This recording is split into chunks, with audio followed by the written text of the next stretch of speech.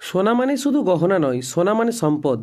কিন্তু গত কয়েকদিনে দাম এমনভাবে লাফিয়ে উঠছে যেন ওটা কোনো রকেট। আজকের আপডেট শুনলে আপনি চমকে যাবেন। সোনার এই দামের পেছনে রহস্য কী? দাম কি আরও বাড়বে নাকি কমবে? আর আপনার জন্য এখন কি করাই বুদ্ধিমানের কাজ? এই সব প্রশ্নের উত্তর জানতেই আমাদের ভিডিওটা শেষ পর্যন্ত দেখুন। আর হ্যাঁ, আমাদের চ্যানেল জানতে হবেতে নতুন হলে সাবস্ক্রাইব করতে ভুলবেন না। আজ 6 ফেব্রুয়ারি 2025, কলকাতায় 22 ক্যারেট সোনার দাম প্রতি গ্রাম 8,080 টাকা, আর 24 ক্যারেট পাকা সোনা 8,500 টাকা প্রতি গ্রাম।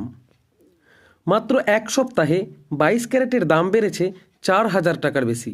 30 জানুয়ারি 76,700 টাকা ছিল, আর আজ সেটা 80,800 টাকা। এত দ্রুত কেন বাড়ছে? আসুন এবার সেই কারণগুলো দেখি।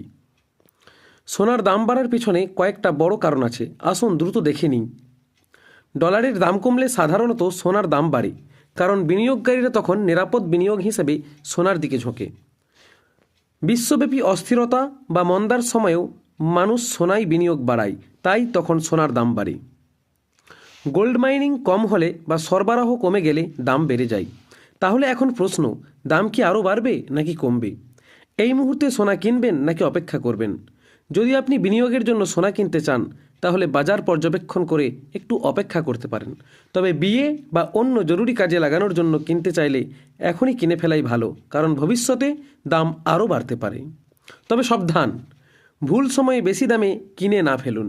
ভালো দামে কিনতে চাইলে আমাদের চ্যানেলের নোটিফিকেশন অন করে রাখুন।